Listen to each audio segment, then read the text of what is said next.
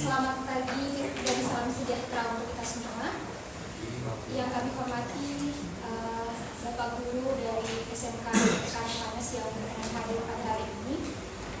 Yang kami banggakan rekan-rekan panitia dan peserta seminar trainer IoT Kit pada hari ini.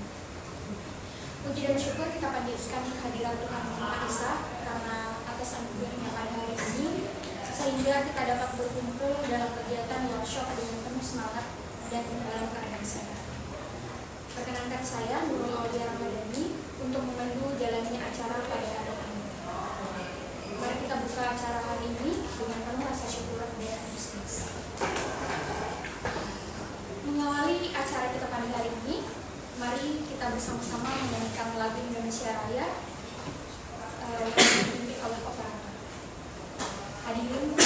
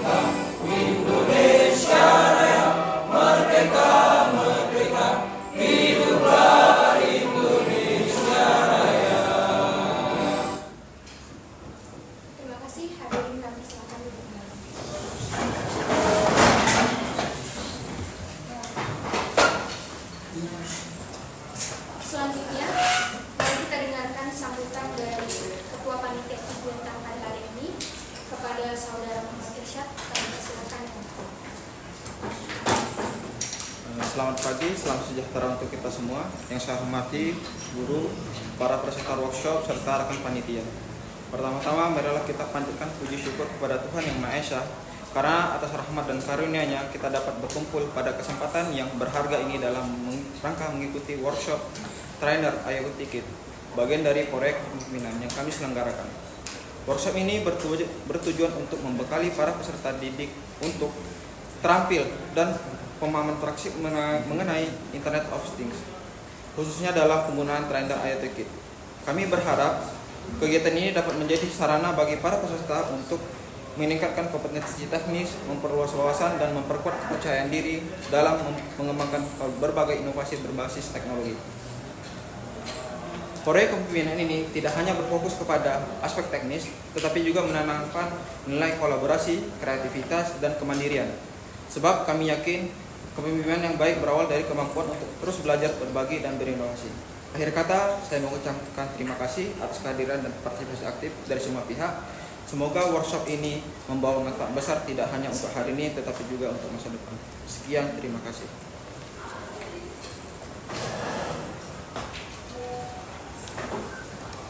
Baik, terima kasih kepada Ketua Panitia atas sambutannya.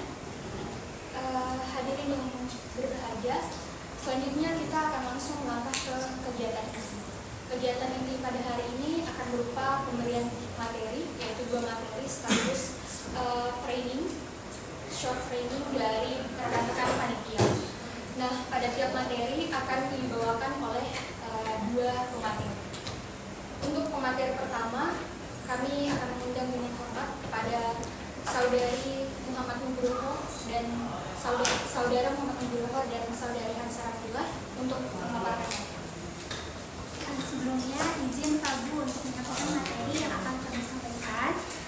Selamat pagi semuanya. Semoga ada di sini dalam keadaan sehat dan semangat untuk mengikuti workshop kita kali ini. Jadi ada pepatah nih yang mengatakan bahwa tak kenal maka tak sayang. Maka dari itu izinkan saya memperkenalkan diri. Perkenalkan, nama saya Hansa Rafila Khairunisa. Saya biasa dipanggil Hansa agar lebih akrab aja. Ada di sini bisa panggil saya Kak Hansa ataupun Bu Hansa. Di sini saya tidak sendiri, saya ditemani oleh rekan saya. Monggo Mas, monggo Pak. Sebelumnya perkenalkan, nama saya Muhammad Nugroho Sidiki, biasa dipanggil Diki. Kemudian di sini saya sama Mbak Hansa atau Ibu Hansa akan menjelaskan materi mengenai monitoring suhu dan menggunakan ESP 8266 dan DHT 11. Nah, untuk perkenalannya sudah, dan sekarang kita langsung aja ke topik yang akan kita bahas mengenai monitoring suhu dan kelembaban secara online menggunakan modul ESP 8266 dan sensor DHT 11. Nah, untuk tujuan pembelajaran kali ini apa sih? Setelah melakukan praktek kali ini, ada di sini diharapkan yang pertama memahami prinsip kerja dari sensor suhu dan kelembaban DHT 11. Yang kedua yaitu ada di sini dapat menghubungkan sensor DHT 11 ke ESP 8266. Yang ketiga bisa ada di sini dapat mengirimkan dan menampilkan data suhu dan kelembaban berbasis web. Terus yang keempat yaitu membuat tampilan monitoring sederhana berbasis web lokal. Nah, sebelum kita merangkai-rangkaiannya di sini, saya akan mengenalkan ada trainer kit IoT. Terdapat beberapa komponen seperti Arduino Nano, terus ESP8266 yang akan kita gunakan, power supply, terus LCD I2C 16x2, ada breadboardnya, terus ada DC converter, ada sensor DHT 11 yang akan kita gunakan, relay 5 volt, push button, potensio, buzzer, ada traffic light mini, dan sensor peer. Nah, tapi untuk rangkaian kali ini, untuk topik kali ini kita hanya berfokuskan pada beberapa komponen seperti yang ada di slide berikut, yaitu ESP8266, breadboardnya, sensor DHT 11-nya, terus kabel jumper, dan tidak lupa laptop yang terkoneksi dengan internet dan terinstall dengan Arduino IDE. Nah, sebelum kita merangkai, di sini saya akan menjelaskan sedikit fungsi dari ESP8266. Jadi ESP8266 ini adalah modul yang sudah terintegrasi dengan Wi-Fi yang sangat sederhana dan murah, tetapi ini performanya itu oke gitu. Jadi kenapa kita menggunakan ESP8266? Karena terjangkau. Nah, di sini tuh terdapat 30 pin, tetapi yang kita gunakan hanya beberapa pin seperti pin ini ya, nanti kita gunakan ada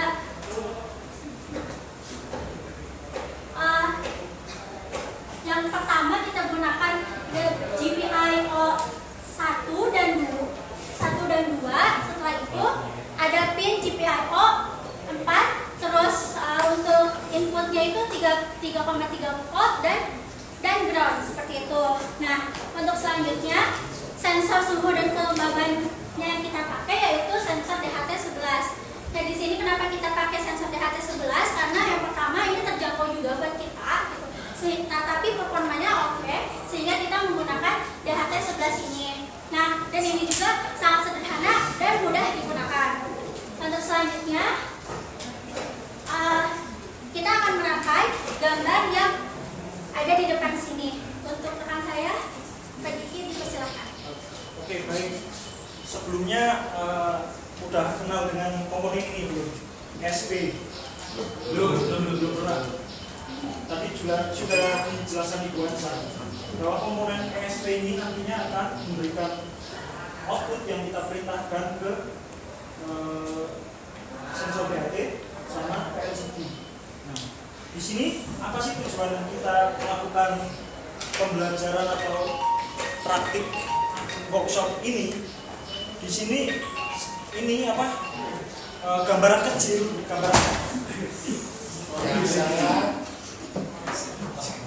ini gambaran kecil dari dunia industri maupun pembangkit. Kebetulan saya pernah di industri pulp and paper dan pernah di PLT Hora.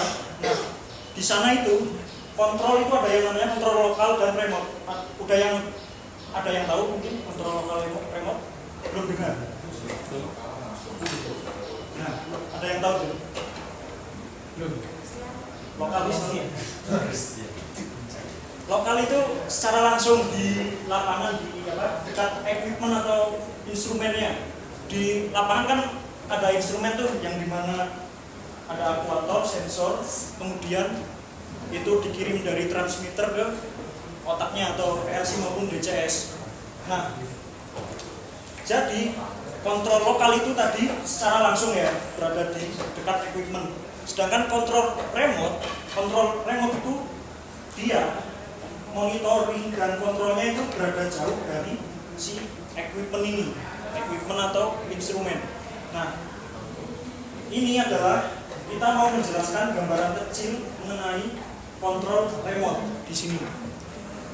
Nah, kontrol remote ini ada yang berbasis nirkabel dan kabel. Kalau kabel itu komunikasinya dengan menggunakan bermacam-macam, ada seperti RJ345 atau dan lain-lain.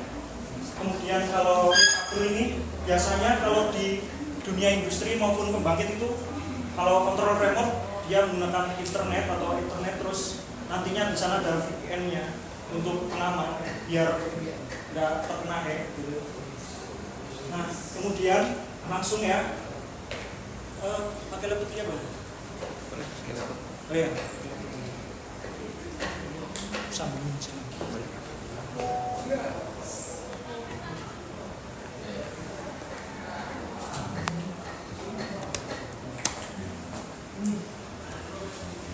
Muncul.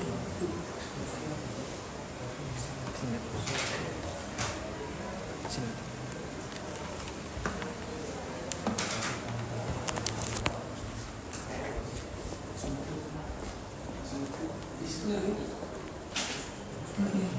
Windows P, remote Windows P.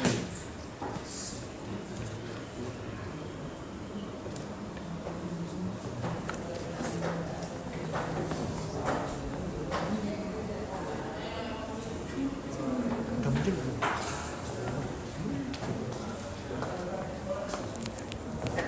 Oh, di PPT-nya kan? Bukan. Nah,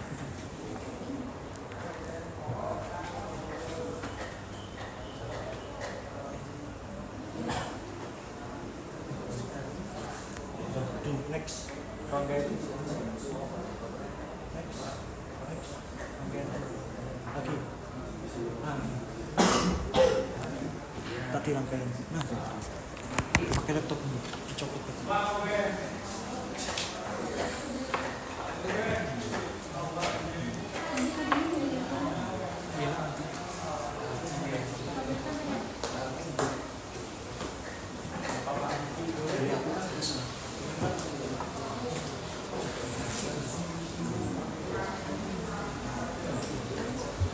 Oke, jadi kita akan rangkai ya.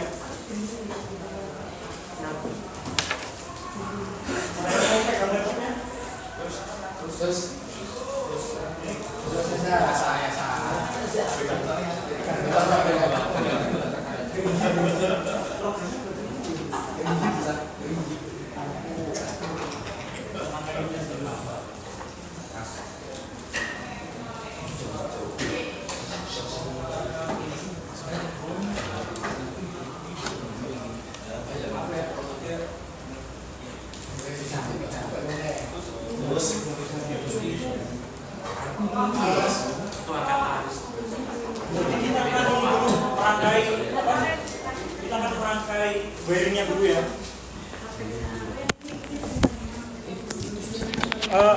Kalian bisa ini kan ngikutin saya kan dari depan.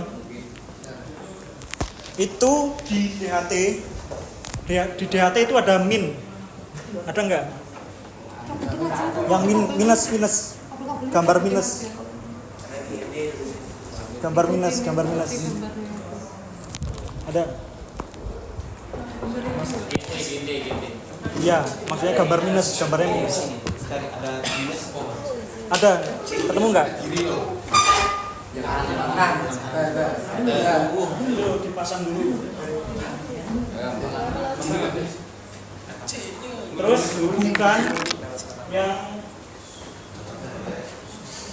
apa? Yang ini, yang DHT minus ini ke ASP yang ground. Jadi di breadboard itu yang ini sambungnya ke breadboard.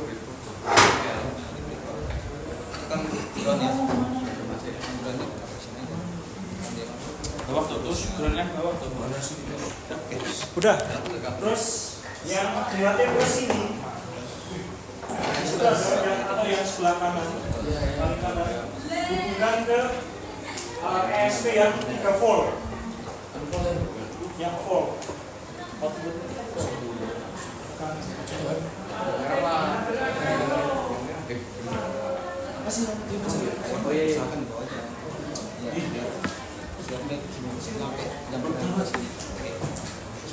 Sudah. Terus yang tengah, outnya ini, outnya ke pin DHT D4.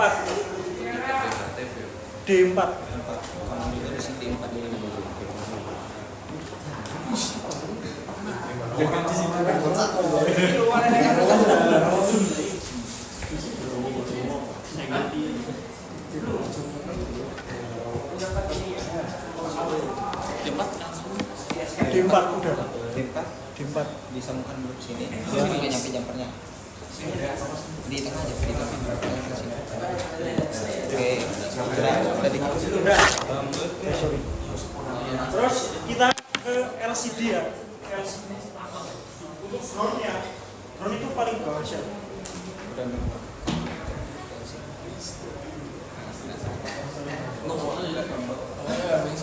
Untuk yang paling bawah, pin paling bawah LCD, modulasi 2C-nya itu ke ground. Bisa.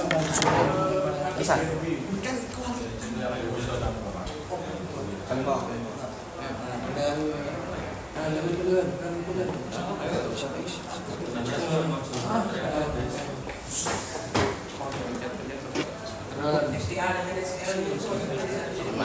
Iya.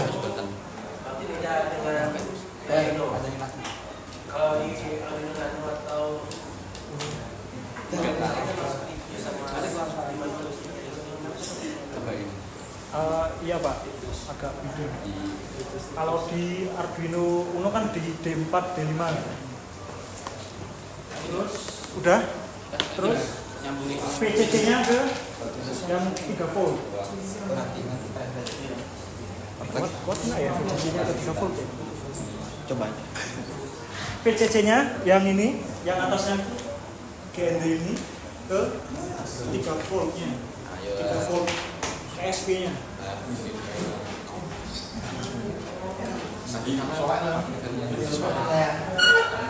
Soalnya ada lebaran yang kayak ada gampang nggak tuh?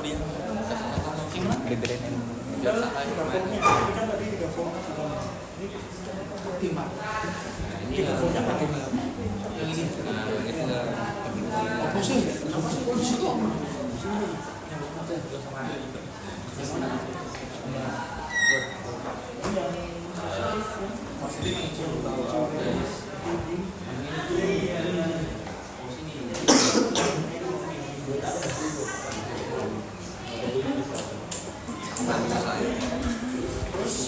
Udah, habis itu SDA-nya ke pin D2. Oh ini dulu, ini yang 3 voltnya.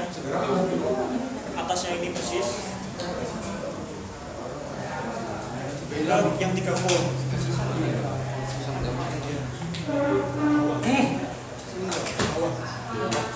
Yang hijau kan itu.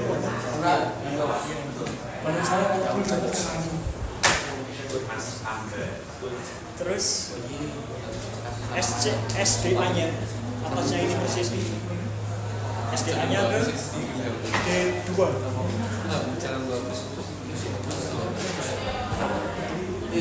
Dua yang ini. Enggak langsung ke breakboard aja dulu. Misal gimana? Ya.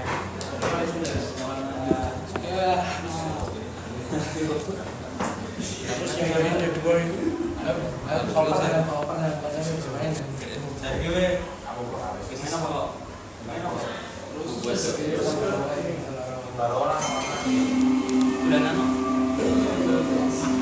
terus yang SCN yang ini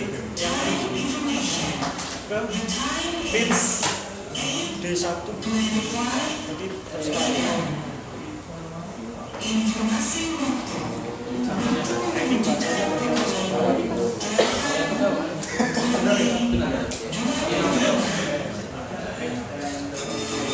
udah ya, udah semua? Yang tujuannya belum Oh iya, kakinya kurang sih. Kaki. Campur. Kaki awal. Salah. Coba ya, Pak. Coba ya, Pak. Keras. Saya ini Pak. Ini berapa? Udah, belum. Yang ini tadi D2. D2-nya D1.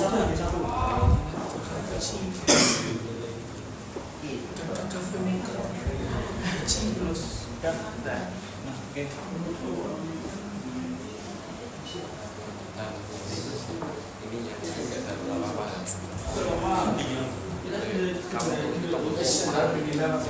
Kemudian ya, perhatikan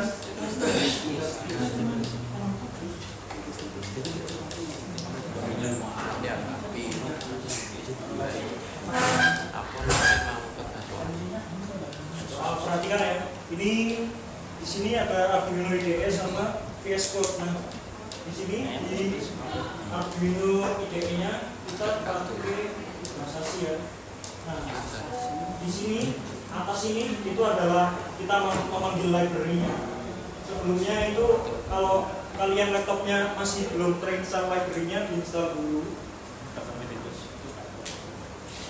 Yang di sini yang dipanggil itu ada sensor BAK, kemudian ESP, kemudian sama SD-nya. Terus di sini karena kita menggunakan WiFi, untuk konfigurasi WiFi-nya itu menggunakan program ini.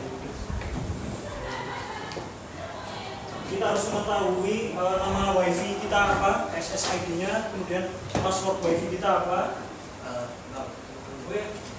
Ini kalau dari sistem pemrograman ini ada berarti kita mau saja dulu apa yang harus dimasukkan terlebih dahulu. Oh, coba buka ininya apa namanya MCU-nya itu apa yang harus di copy dapat ini supaya konkret dengan Arduino IDE seperti apa pemrograman di toolsnya itu seperti apa tulisannya untuk masuk kepada iya. kalau seperti ini dia tahu scriptnya tapi dia tak tahu MCU-nya yang digunakan seperti apa settingannya dan sebagainya tahu. Jadi dia bisa membuat script pemrograman tapi dia tak tahu kendalanya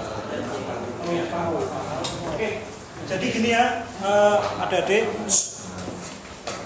Ini saya ESP kan dia nggak punya internet sendiri kan, makanya nantinya dia pakai WiFi atau GSM bisa. Nah, di sini ESP itu saya menggunakan WiFi HP saya untuk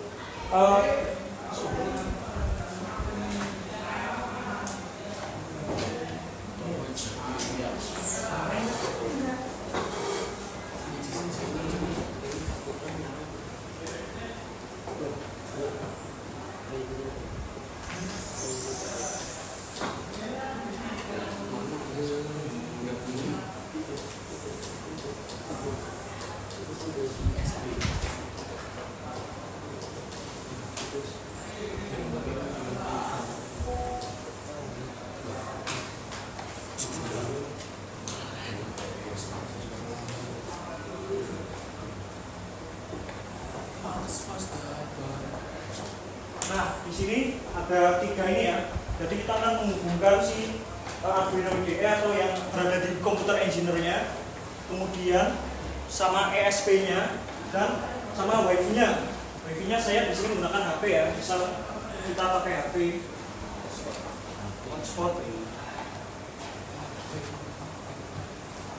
Nah, gimana sih cara agar si ESP ini menyambung ke hotspot ini, kemudian si komputer juga terhubung.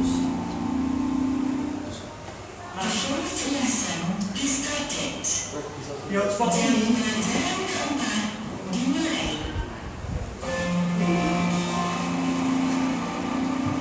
di hotspot ini kita untuk mengakses si WiFi ini atau hotspot ini, kita memerlukan yang namanya SSID sama password. Kita membutuhkan kedua itu. Nah, kalau dari komputer engineer kan gampang ya, tinggal kita buka WiFi, kemudian kita masukkan passwordnya sesuai dengan SSID dan passwordnya ini. Nah, untuk ESP kan nggak ada LCD-nya, nggak ada powernya, gitu kan. Nah, itu si ESP nanti disambungkan ke power supply. ini laptopnya. Kemalan.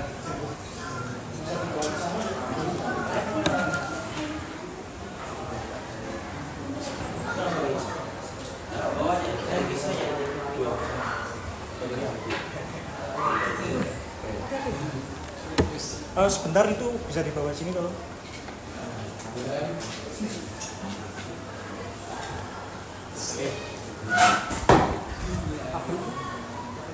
Oh.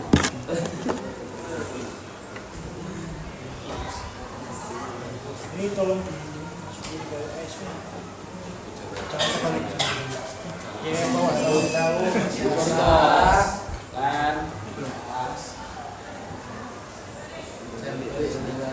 Dah?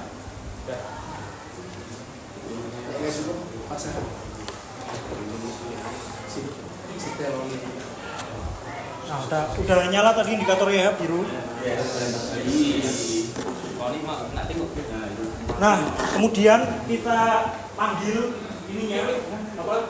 Si SSID dan passwordnya itu di program yang sini, yang kedua.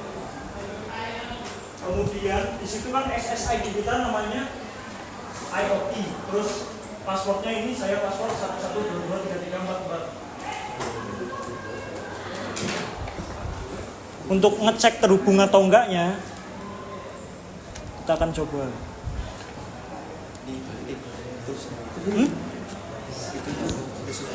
Apa?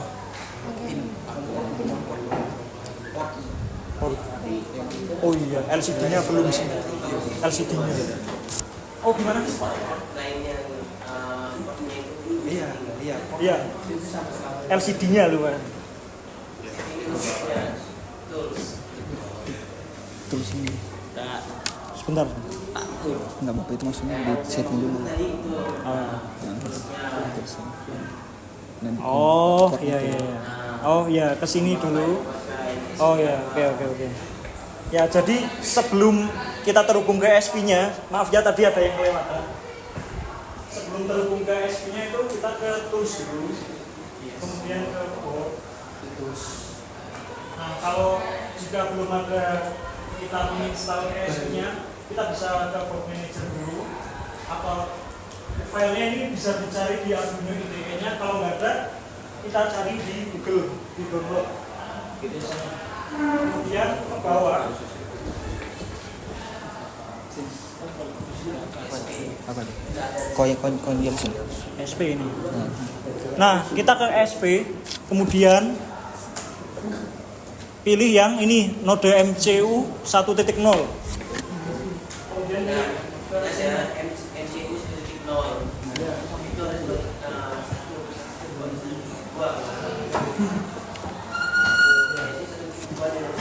Iya, biasanya 1.0. Ini 1.0 karena masih versi lama. Ya, Kan kalau ngikutin si itu. kalau yang ini 0,9 versi lama juga. Iya. Nah, kayak gitu. Terus klik ini. Nah, Nah. Udah. Terus habis itu Habis itu kita cek port dulu. di tools. Tools lagi. Oh, nggak pakai kacamata ya? Enggak. Nah, Sebentar. aku ini di sini saya langsung di sini. Oh, kok Kenapa? kalau aku ini otomatis Oh, iya. ini muncul. Nah, kalau yang dijelasin Nah, kalau Arduino IDE yang baru itu untuk milih portnya biasanya langsung muncul di sini nih. Kita pencet ini dulu nih. Nah, itu kelihatan kan? Kemudian ke select other board and port. Nah, yang biasanya yang ini pilihnya yang ada tulisan USB-nya ini. Pasti yang itu, yang connect yang itu. Pilih yang ini. tahu cara lama Kemudian di sini ketik aja ESP, kita ke bawah.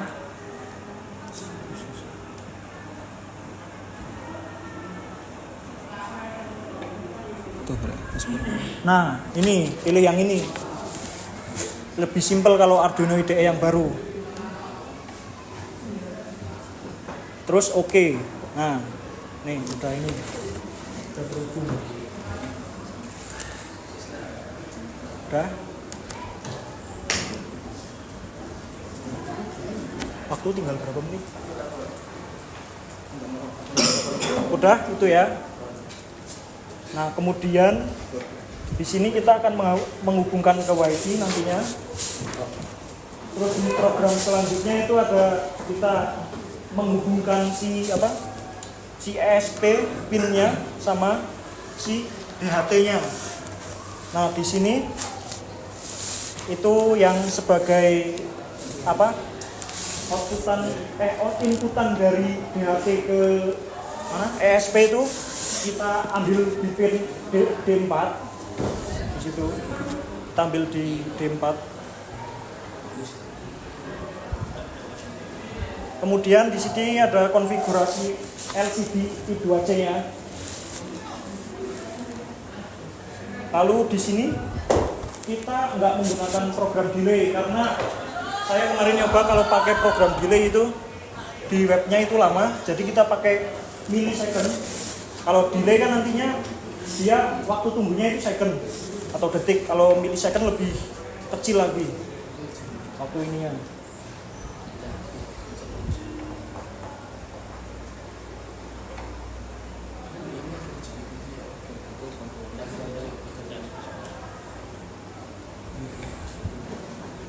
Kemudian ini cuma program buat munculin serial di monitor serial Arduino.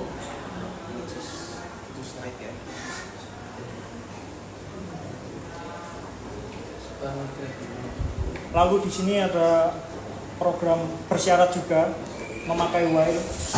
Ketika si WiFi belum connect, maka si program akan mengulang terus agar si WiFi-nya ini nanti connect ke ininya ke hotspot atau WiFi-nya si ESP nanti connect ke WiFi-nya.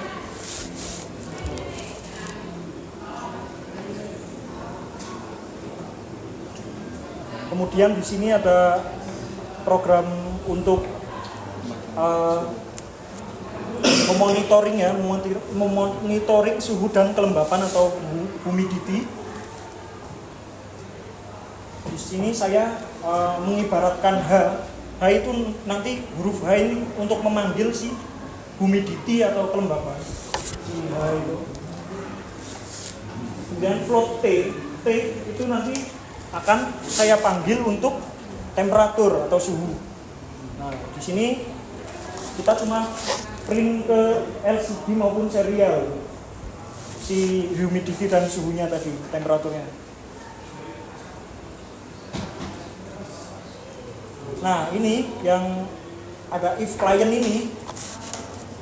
ini untuk menandakan bahwa kita telah terhubung ke webnya nanti.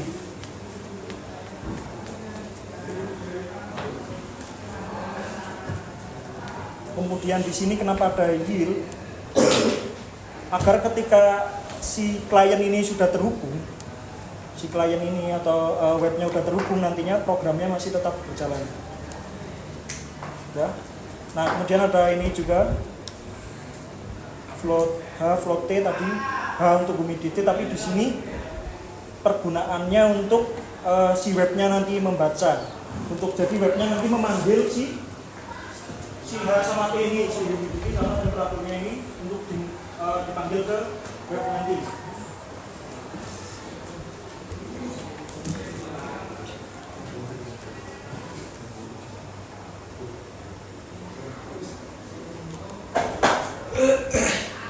Oke, kita upload dulu coba ya. Ini programnya.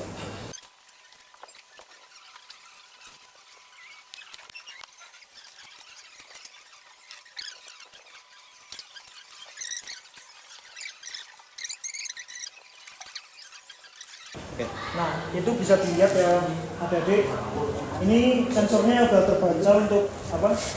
Untuk suhu sama humidity-nya. Nah, sebenarnya kalau mau dipakai ini harus dikalibrasi dulu karena di sini kita cuma untuk percobaan doang, jadi tidak perlu kalibrasi. Kemudian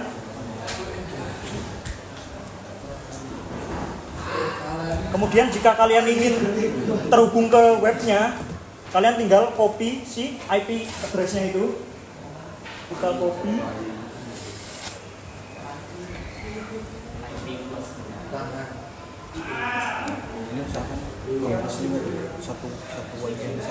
Nah, terus ini ya, sebelum untuk ngeceknya apakah kita sudah terhubung si SP-nya sama si ininya, kita cek di CMD dulu. CMD ketik ping spasi IP address-nya tadi udah yang di copy paste, kita enter. Nah, berarti itu terhubung ya. Atau kalian jika mau benar-benar mengecek lama, ini kan cuma beberapa kali, tambahin ping spasi IP address spasi minus T kecil, enter. T itu maksudnya apa? T itu maksudnya Yang di CMD. Apanya? Tadi kan kabar minus T. Oh, minus T-nya ini untuk perintah agar si pingnya ini berjalan terus-menerus, belum berhenti. Jadi berhenti ya, nunggu kita ini pencet lagi. Nah, berjalan terus. Nah, ini berarti terhubung. Nah, dapat dilihat bahwa suhu yang ada di ESP tadi terbaca di sini dan kelembabannya juga terbaca di sini. Nah, saya di sini juga membuat program otomatisasinya dari VS Code menggunakan Python ya. Di sini ini program Python, beda sama yang tadi, itu tadi C. Jadi di sini saya pakai library Selenium. Selenium ini biasanya dipakai untuk data ya, biasanya. Nah, di sini bisa dilihat saya memanggil drivernya dari sini, Chrome driver, karena saya memakai Chrome. Kemudian URL-nya kita memakai yang tadi, disamakan dengan IP address yang tadi, ditambahi http://2 garis miring 2 kali, terus IP address-nya yang tadi dipastekan di situ. Kemudian driver get URL ini untuk memerintahkan si program ini membuka si IP address ini. Jadi nanti program ini urutannya itu membuka Chrome-nya dulu, baru membuka si IP address-nya yang dari webnya itu. Nah, kemudian di sini saya looping, program looping di sini. Untuk setiap 5 kali itu webnya refresh sendiri agar si 5 detik, sorry. Setiap 5 detik webnya refresh sendiri agar si ESP-nya ini datanya selalu update di web setiap 5 detik sekali. Nah, ini bisa kita running.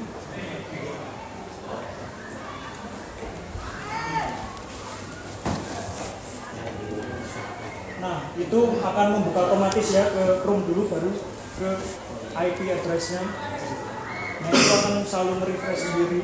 Emang lama karena nggak pakai ini ya, server segala macam.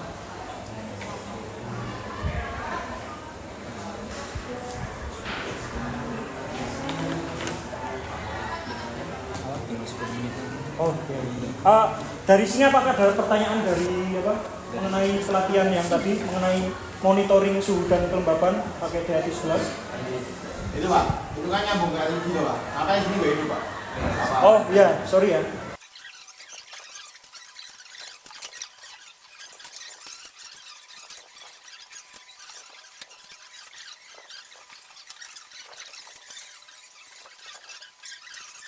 Karena di ESP-nya ternyata 3,3 volt, terus LCD-nya ini bisa dicek bahwa ini minimal 5. Biasanya kan pakai Arduino nih. Ya. Nah, Jadi kita ngakalinnya harus pakai power supply. ya, harusnya pakai ini, tapi lagi nggak dipakai. Oke. Itu kalanya kurang gitu ya? Iya, Jangan kurang. 3 volt ini dari sini. Jadi sebelum kalian merangkai, kalian lihat dulu data sheet-nya, berapa tegangan maksimum dan minimumnya. Kalau lebih dari minimum, dia maka nggak bekerja maksimal. Harusnya ini Iya. VCC-nya terhubung ke sini apa? Ke DC converter. DC converter ini nanti kan dia bisa di setel ke 5 volt. Terus VCC-nya ke sini. Groundnya digabung jadi satu. Ya, groundnya digabung jadi satu sama ESP sama ini. Berarti nanti LCD-nya itu yang dikeluarin data dari suhu sama kelembaban. Iya, cuma LCD-nya buat perbedaan ini. Ya kayak monitoring di tempat lokal sama monitoring remote secara jarak jauh gitu. LCD-nya niatnya buat begitu. Gimana pertanyaannya? Baik, untuk ini sensor DHT dan ESP ini saya akhiri. Apabila penjelasan saya dengan Ibu Hansa kurang jelas atau masih ada terdapat apa gitu yang kalian mau ketahui, tinggal tanyakan saja langsung di belakang, nggak apa-apa, nanti kalau udah selesai. Apabila kami berdua ada salah, kami mohon maaf sebesar-besarnya, karena ya begitu. Cukup sekian dan terima kasih.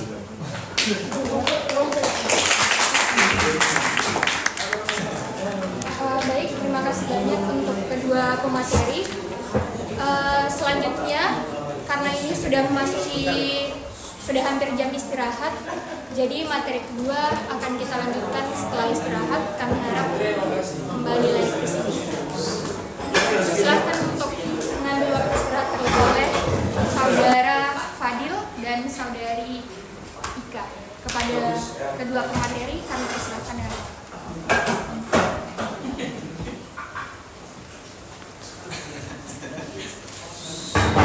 Oke, pagi semuanya. Kalau udah kenal sama saya kan? Yaudah, saya perkenalkan lagi, nama saya Rahma Ika Puspita. Kalian bisa panggil Ika, Wika, Kak Ika bisa. Untuk saya di partner saya kali ini, silakan perkenalan diri. Ya, sebelumnya perkenalkan, nama saya Fadil Akas. Ya, kita masih sepantaran, saya 2006, 9 tahun belakangnya.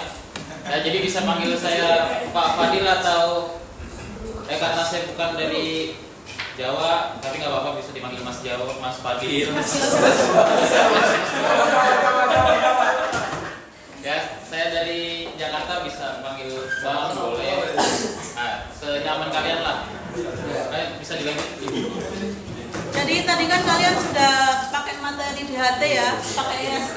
Nah sekarang dashboard kontrol IoT dengan push button virtual.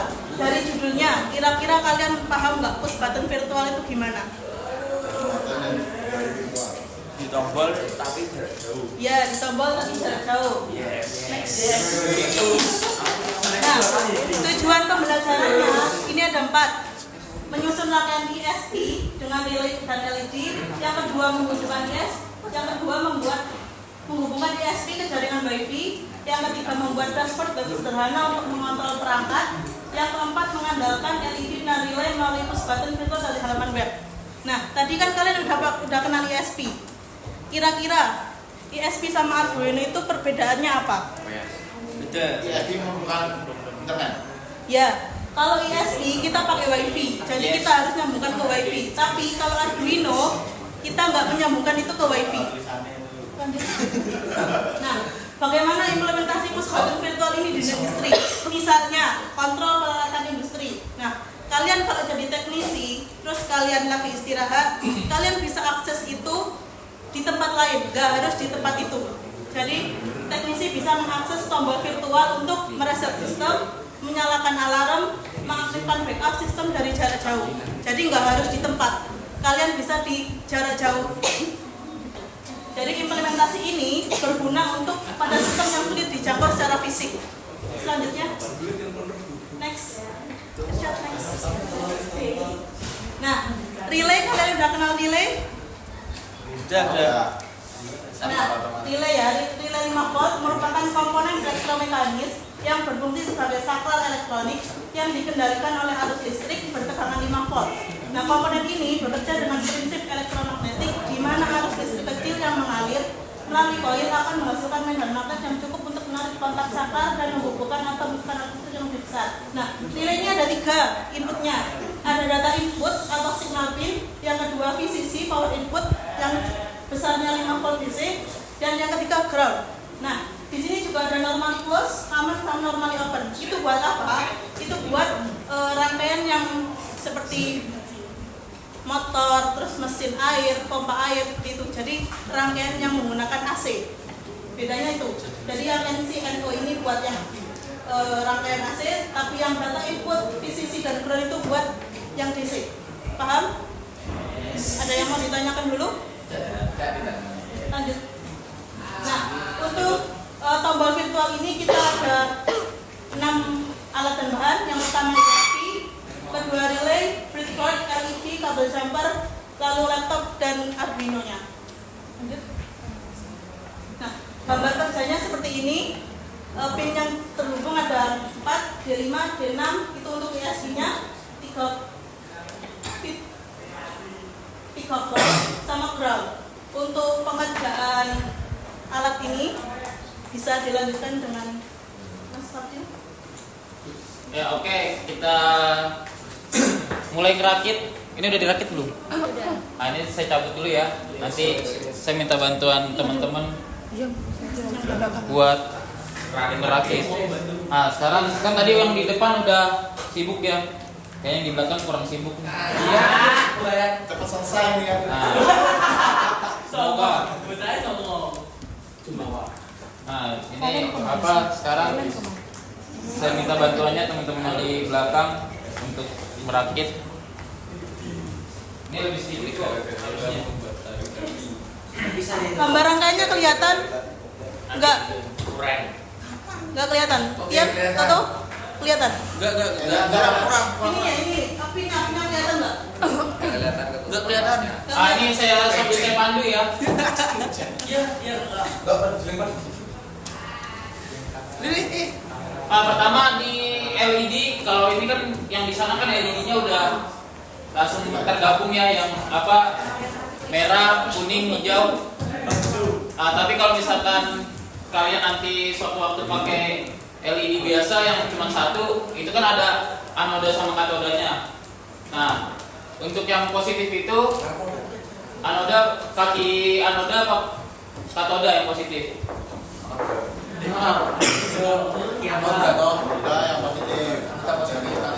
Nah, jadi yang anoda itu biasanya kakinya agak mengsong ya, agak apa sih sebenarnya, agak panjang, agak belok sedikit. Nah, itu bisa positif. Nah, untuk yang positifnya dari LED dihubungkan ke pin DISP yang D5. Yang positif. Ya. Ke ISP-nya yang D5.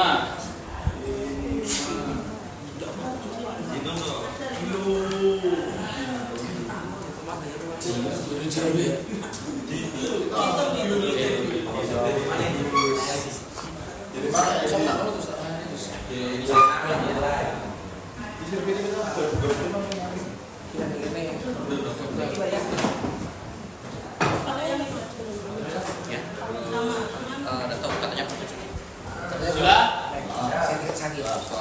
Berikutnya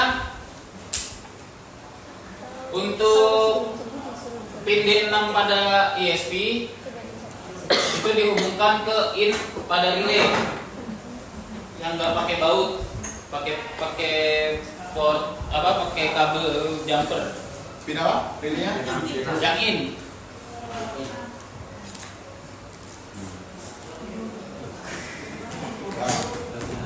Sudah?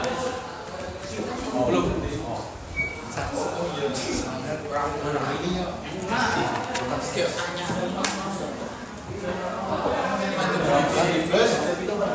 Berikutnya pin 3 volt pada ESP dihubungkan ke VCC relay.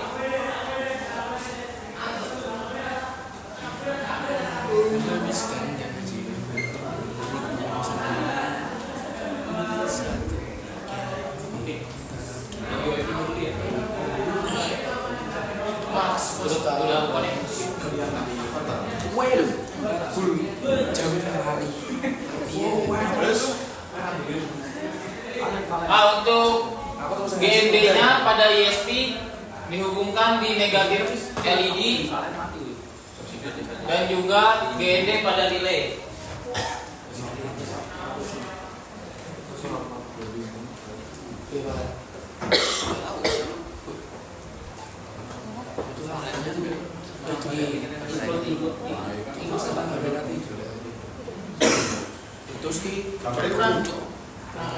Sampai di terus ini kita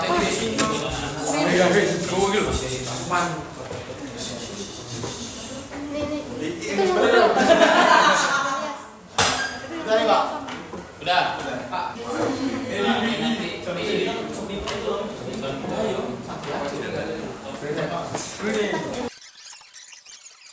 Ya, jadi sebelum kita bikin programnya, ya yang tadi di pertemuan sama Pak Diki, kita masuk ke tools dulu untuk menghubungkan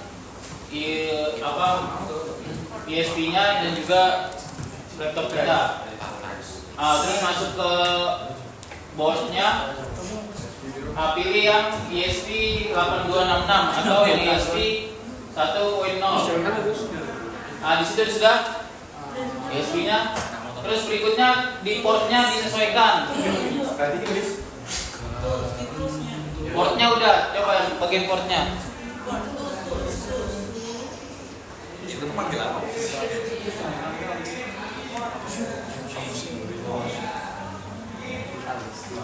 Pilih yang COM yang tersedia di situ.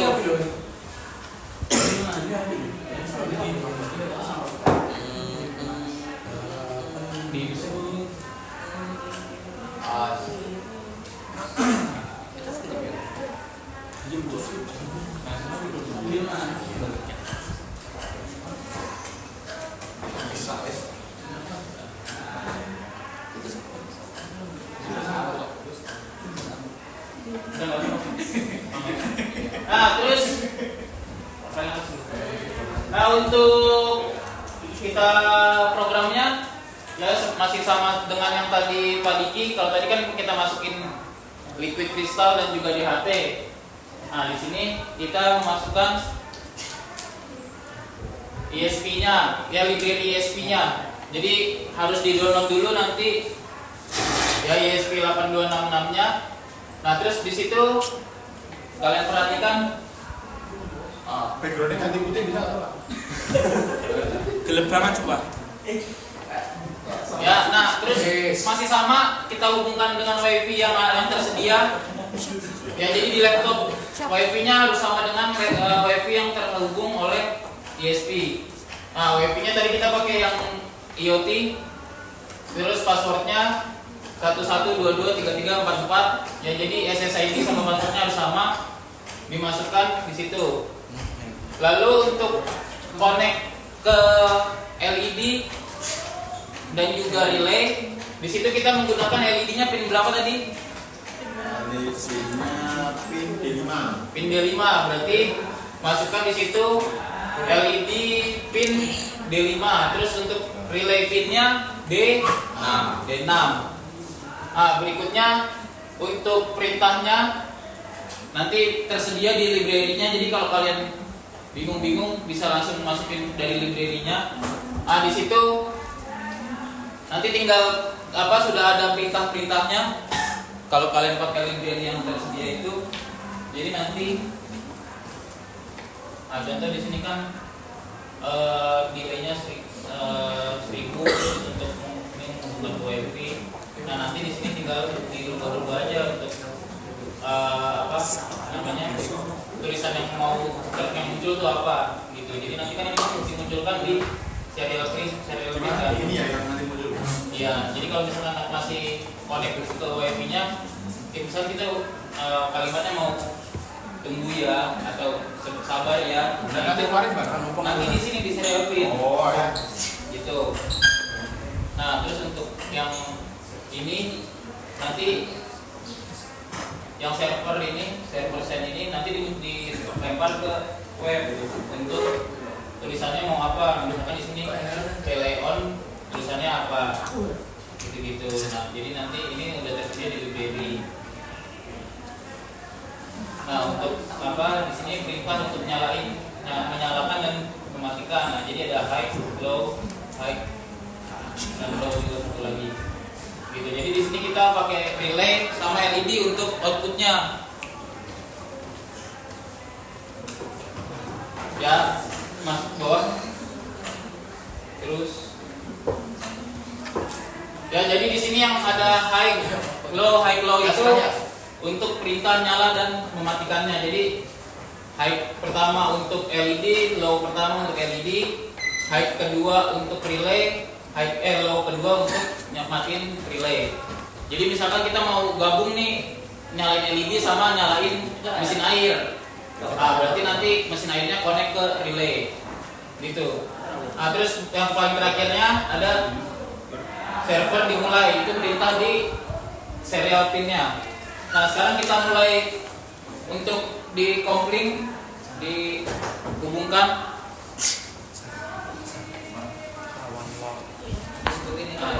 Bagi itu di yang sampingnya checklist. Upload dia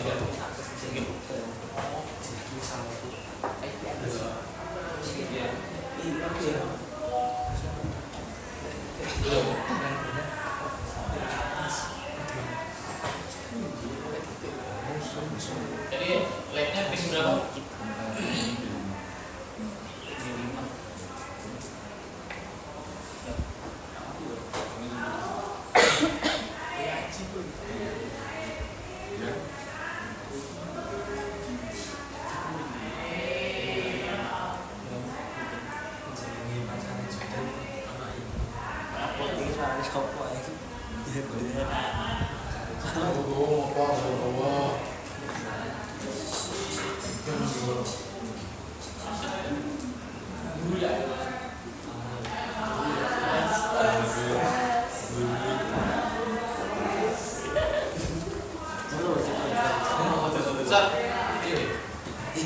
Jadi selalu siapa yang mau siapa yang mau lain jadi satu di SKS buat-buatnya kan kalau jadi satu SS pun lari jadi ini sih ini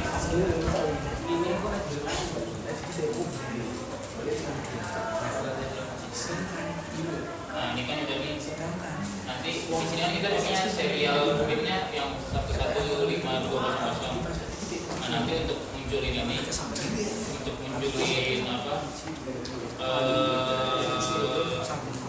webnya itu nanti udah selesai 100%. Nah nanti buka yang di sini nih serial monitor. Nah, ini kan nanti kalau misalkan dia belum muncul, kalian harus samain dulu nih 1152000. Ya harus sama yang di depan ini. Ini. Nah, kalau misalnya kita pakai di situ 57600 berarti di sini sama. Nah, ini kan udah muncul nih. Nah, yang tadi kita tulis nih tentang WiFi. Jadi masih di login depan kita di sini diganti. Diganti sabar atau gitu. Nah di sini nanti juga ganti gitu. Kalau misalkan kita mau tahu itu apa LCD bisa juga langsung tulis di situ. Iya, kan ini kita nggak pakai. Nanti bentuknya di serial begini. Nah ini di copy.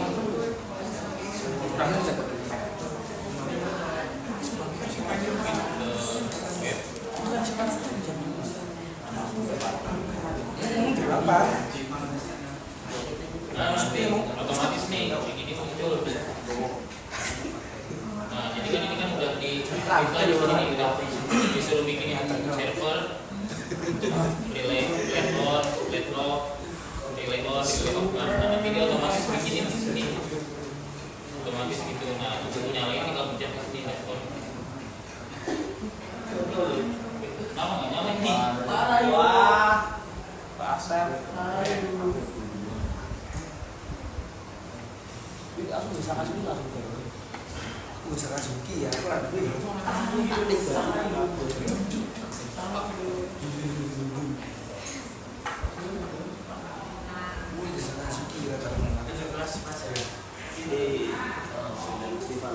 Aku yang mana? Berarti itu macam yang G ini aman? Ya. Ini kan GR. Ini kan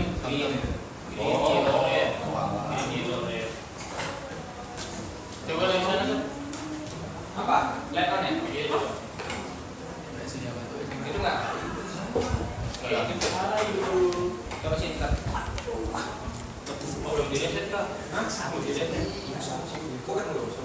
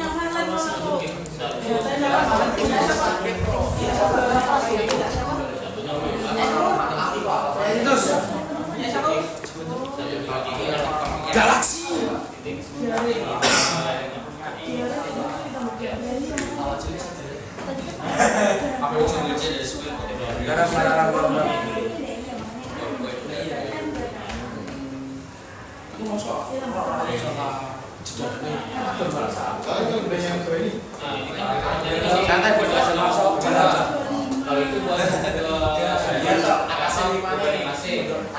kalau misalnya kita mau nyalain kembali, nah itu dikonekin di sini nih. Aku lu makan sego. Masuk ke. Berarti ini terbesar ya? Nah udah kalau itu sebenarnya kan belum ada bebannya ini. Ini nggak tapi kalau misalkan kalian atau biasa lah selama sego itu ada maksimal berapa? kalau dia pada lokasi yang sama. Ini kan ini transport berarti beban yang bisa digunakan di transport. Kalau misalkan mau beban yang dia lebih besar bisa pakai nggak bisa dipakai trafo di jauh Coba ya. ya nanti bisa di apa namanya tinggal kita mau sesuai dengan perintahnya apa nanti si trafonya kan ada trafonya nanti dia bisa jadi untuk yang paling sederhananya untuknya itu makin gampang karena kalian dari siapa kamu dari perusahaan mau makin WC gitu jadi bisa karena bisa WiFi yang sama gitu ya harus WiFi yang sama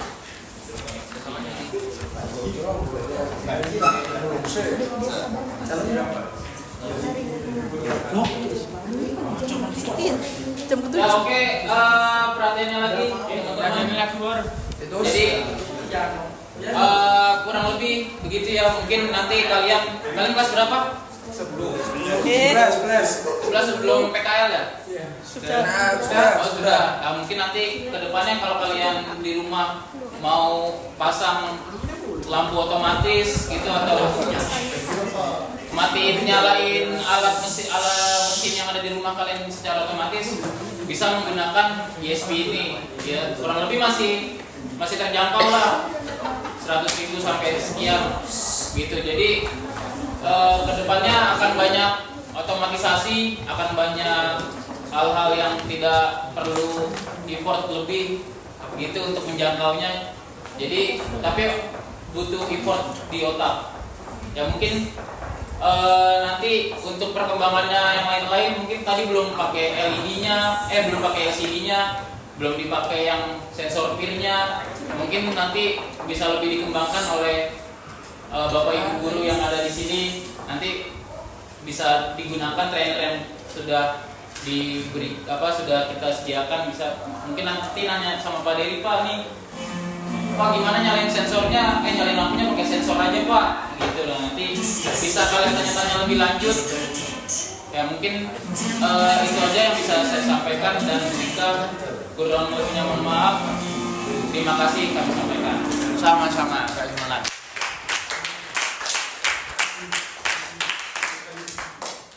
Tambahan ya, kan ini kan di SD kita kan pakai web lokal, jadi wifi-nya tuh harus sama.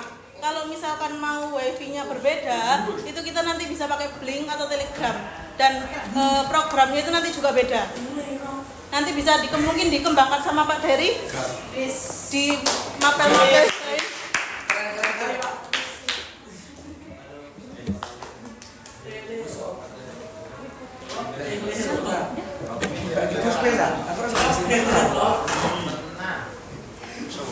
Baik, terima kasih banyak untuk kedua pemateri. Setelah materi kedua tadi berarti kita sudah ada di hampir di penghujung kegiatan pada hari ini. Sebelumnya terkait materi yang baru saja dibawakan ada yang ingin ditanyakan? Kalau di tahun 2017 itu kalau kita menggunakan ini itu masih bisa ya. Tapi sekarang itu kan ada sistemnya itu udah kembali. Nah, salah satu kemudahan yang diberikan oleh salah satu software di negara ini itu adalah Google. Google itu sekarang udah bisa digunakan untuk sinkron dengan controller seperti atau Google. Nah, yang jadi permasalahannya kalau di sini itu belum ada yang ngambil ke arah situ. Jadi dia pelajaran seperti cara menyerap pengembangan dari teman-teman yang berbeda itu seandainya nih dari yang 10 ini udah ada yang masuk sampai ke situ. Baiklah kita sharing gitu lah. Gimana sih cara sinkron dan ya kalau saya nanggepin ya Pak ya bukannya gimana kalau tapi sebenarnya kita kembali lagi Pak ke kurikulum yang disediakan gitu Pak. Nah kurikulum yang disediakan sebenarnya hanya berbasis IoT. Kalau misalkan berbasis IoT, hal seperti ini aja udah bisa dikatakan IoT gitu kan. Cuma karena dari kurikulumnya juga mungkin saya masih magang gitu, jadi belum tahu seluk beluknya. Tapi kalau saya lihat dari yang tersedia dari web Kemendikbud sendiri pun belum dijelasin sampai mana gitu. Sampai mana. Nah, cuma kalau misalkan emang teman-teman ya mungkin ada yang dari kuliahnya udah konsentrasinya di microcontroller gitu, mungkin kalau saya sendiri sih di pembangkit Pak. Jadi kalau saya masih belum sampai ke tahap yang berikutnya. Paling kalau kemarin sih seleksi saya emang pakai microcontroller, tapi untuk menggerakkan panel surya ngikutin arah matahari gitu. Mungkin kalau itu belum sampai ke web dan lain-lain sih. Mungkin kalau ada dari Mas Irsyad atau yang lain mungkin nanti bisa ngobrol-ngobrol lebih.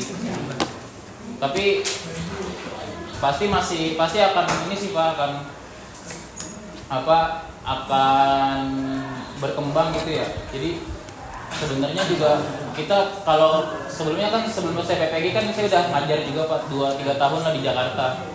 Nah itu sih dari si Sudinnya sih Pak biasanya ngadain pelatihan gitu. Cuman kalau untuk microcontroller karena saya di sana ngajarnya tenaga, jadi belum sampai sana sih. Malah energi terbarukan yang lebih difokusin di Jakarta gitu, kayak mikro hydro, terus PLTS, lebih ke situ. Mungkin kalau jurusan yang elektronika atau yang lain-lain mungkin saya kurang tahu juga sih pelatihan gitu sih Pak. Mungkin teman-teman yang lain yang dari kuliahnya udah fokus ke microcontroller diajakin Pak Bapaknya untuk kolaborasi gitu. Ya mungkin itu ya. Terus buat teman-teman kira-kira gimana kurang lebih 2-3 jamnya bersama kita, apakah ada yang didapat gitu atau ada kesan-pesan aja. Kalau kalian gak mau nanya deh. Salah satu mungkin bisa memberikan Mungkin masukan aja ya Bu, kalau jelasin pelan-pelan agak cepatan tadi. Itu aja sih. Ya oke, terima kasih masukannya.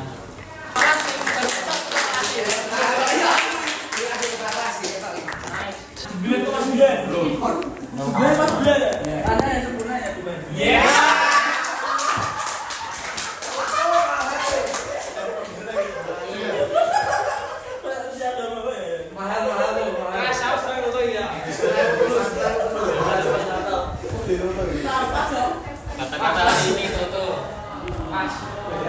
Nah, selanjutnya menurut teman-teman, kira-kira sumber daya yang dimanfaatkan dalam proyek kegiatan ini gimana? Apakah dia masih bisa dijangkau atau sumber daya yang dimanfaatkan itu sulit? Apakah dia relevan, dia bisa kita temui di kehidupan sehari-hari atau gimana? Apalagi kayak penggunaan ESP kalian? Jarang sih ya. Iya. Itu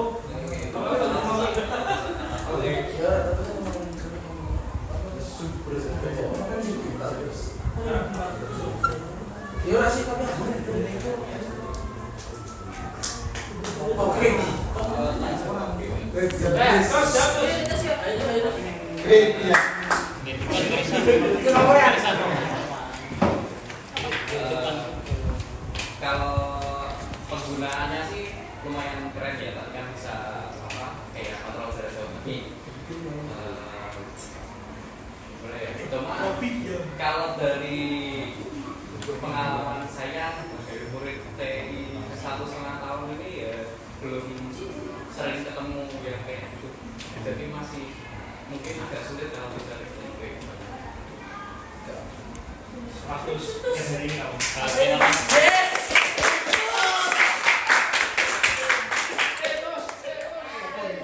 Kenapa rapid? Teman-teman, apakah proyek trainer IoT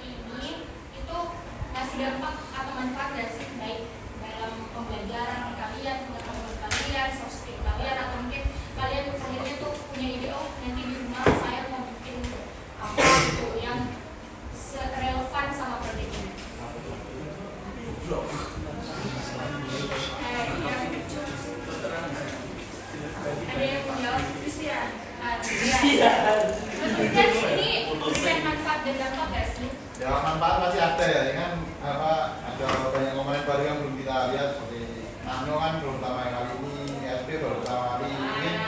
Kalau nanti ada pelajaran dari guru sini, kami lebih paham lah.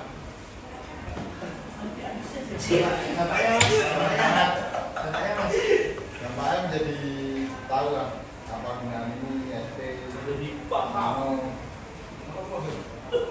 Ya.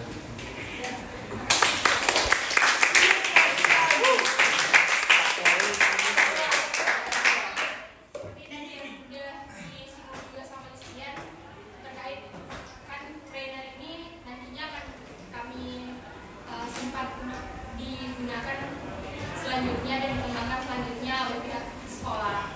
Jadi dari training ini berkeberlanjutan kan, kalian akan siap jika suatu saat akan diimplementasikan, diajarkan dalam kelas kan. Nah, terakhir nih dari kalian adakah, kan tadi di awal udah ada tuh sedikit pesan dan kesan. Ada yang mau memberikan saran dan rekomendasi?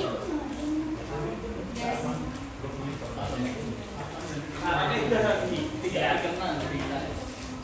betul masih ada. Nggak ada.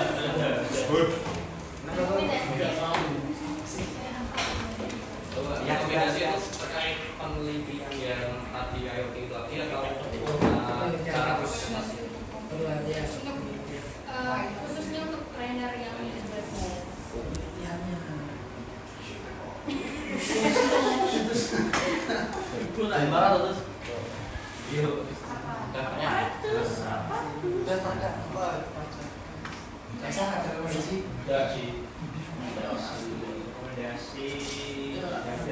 Mungkin pakai trainingnya kurang apa? Kurang apa kita nggak tahu ya? Kurang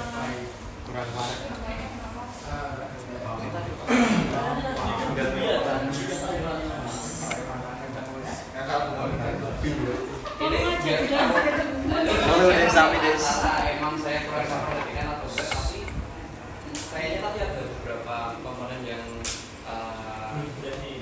bukan dan cuma nggak apa gitu. oh iya. Sebenarnya itu karena kami udah bikin 7 job sheet dan udah ada manualnya juga. Cuma karena hari ini kita mengefisienkan waktu, jadi yang dijelasin cuma 2 materi. Jadi sebenarnya semuanya tuh kepake. Tapi karena hari ini kita wakilin aja dari 2 job sheet.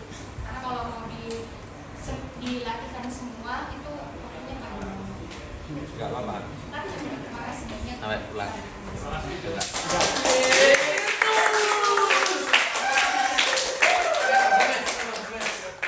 dari Bapak ada rekomendasi dan saran? Bapak Troy. Rekomendasi atau saran ya?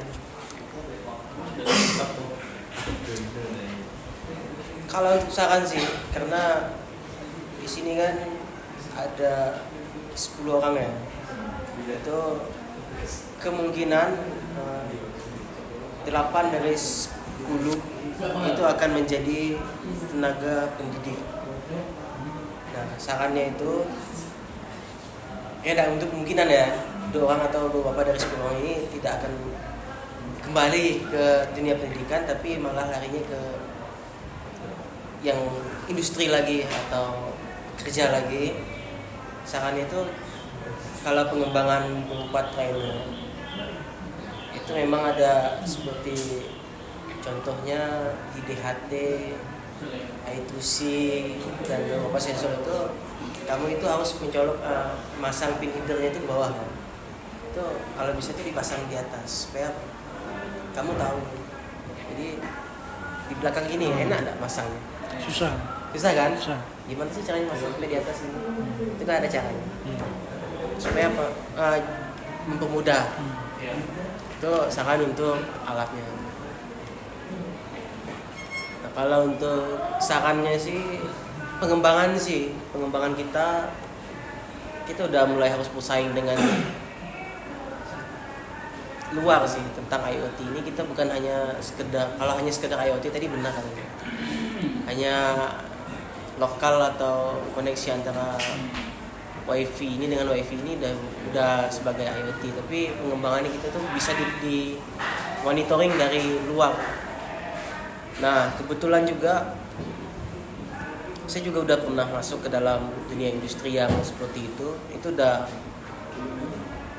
CCTV digunakan hanya untuk melihat kita mengendalikan dari dalam ruangan. Berarti kan penggunaannya udah termasuk IoT tadi lokal, tapi itu udah bisa diakses luar. Jadi bukan hanya pabrik itu bukan hanya diawasi oleh lokal, tapi di luar juga udah bisa mengawasi. Sistem kendalinya juga udah bisa dikendalikan. Nah, pengembangan itu walaupun hanya sekedar hanya kita hanya bisa menyalakan lampu ya. Lampu kita bisa, kamu seandainya di Solo nyalakan di sini. Itu hanya sekedar seperti hanya memberi gambaran kepada anak, bahwa hal yang seperti ini bisa loh, dengan cara mempraktekkannya tadi. Nah, itu sih. Kalau untuk rekomendasi ya, lebih berat sih kalau pakai Raspberry Pi sih. Tapi udah cukup sih di SP sama Arduino udah cukup. Tapi kemungkinan besar ya, industri itu jarang menggunakan microcontroller, tapi lebih kepada PLC. Dan yang kedua, sebenarnya kalau dari awal udah dikasih tahu itu saya tidak arahkan ke sini ke microcontroller, malah ke PLC, HMI dan PLC, karena kalian tidak perlu membeli alat, gunakan yang ada di sini, gitu loh. Kalau teman-teman yang di sini kemarin tanya, itu saya arahin ke situ. Lebih simple, udah ini alatnya saya kasih HMI, saya kasih PLC, kembangkan. Karena toh alat-alat itu kembali ke sini juga, bukan dibawa pulang gitu. Nah itu lebih ke apa kata salah satu dosen itu bilang sama saya gini, jangan buat masalah, tapi selesaikan apa yang menjadi masalah. Masalah itu diselesaikan, jangan kita buat masalah gitu. Tapi dengan seperti ini, walaupun saya sebenarnya belum pengen masuk ke IoT sih, karena saya juga belajar microcontroller itu September, Oktober, November, Desember, Januari, Februari, Maret, April, baru sekitar 8 bulan. Saya mungkin lebih ngeri sih kalau kalian itu di perkuliahan ini udah ada belajar microcontroller. Saya seperti mengais pasir gitu loh. Untuk dapat emas atau intan harus seperti itu. Saya belajar. Jadi intinya jangan sampai putus untuk belajar tentang bidang keilmuan yang kita tekuni, yang pertama. Yang kedua, kalau kita tidak tahu, lebih baik kita ingin tahu. Kenapa? Dengan cara ingin tahu itu kita belajar. Nah, rekomendasinya itu kalau untuk tadi, kalau dia ngasih tahu dulu perlunya apa, mungkin saya arahkan ke PLC, lebih mudah. Nah, itu aja sih rekomendasi.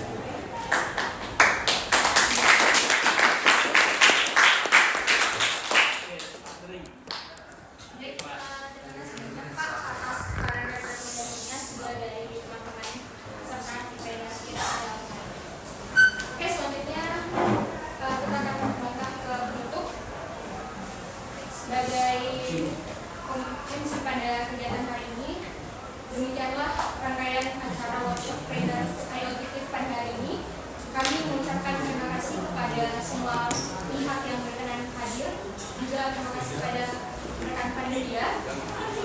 Semoga apa yang kita pelajari hari ini dapat membawa manfaat besar bagi pengembangan dan kompetensi. Sampai bertemu pada kegiatan berikutnya. Selamat melanjutkan aktivitas dan tetap semangat belajar dan meningkatkan kompetensi. Yes.